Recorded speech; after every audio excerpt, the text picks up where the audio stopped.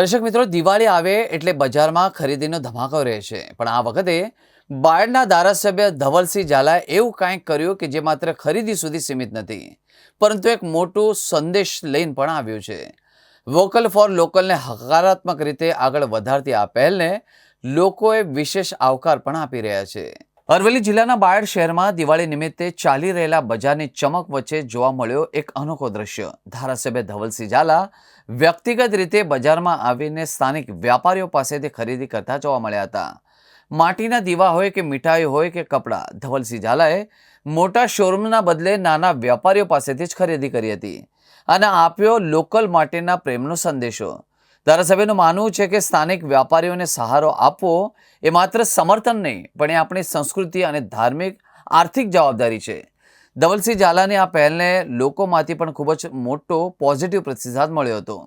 બજારના વેપારીઓ કરી રહ્યા છે આવી જ રીતે લોકલ બજાર ખરીદીને જીવંત બનાવી રહ્યા છે। નાના વેપારીઓની દિવાળી સારી જાય અને તેમનો ધંધો વધે અને સમાજમાં વોકલ ફોર લોકલ જેવી પહેલથી આપસી સહયોગોનો સંદેશ વ્યાપ્યો છે। માનનીય વડાપ્રધાન નરેન્દ્રભાઈ મોદી સાહેબે એક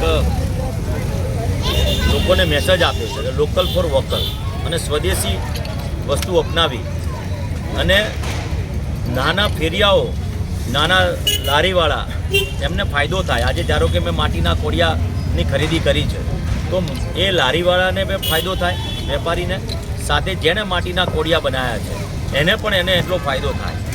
દિવાળીના આવા તહેવારની અંદર અને એમાંય નવું વર્ષ એનો લાભ જો નાના વેપારીઓ કે લોકલ ફોર વોકલ અંતર્ગત નાના લારીવાળાને આપણે જો ફાયદો કરાવીએ તો હું માનું છું કે જેમની આશાનું એક કિરણ છે કે ભાઈ નવા વર્ષની અંદર અમને લાભ થાય।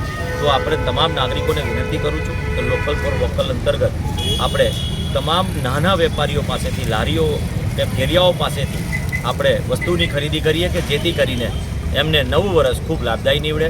તમામ નાગરિકોને વિનંતી સાથે નવા વર્ષની શુભકામનાઓ।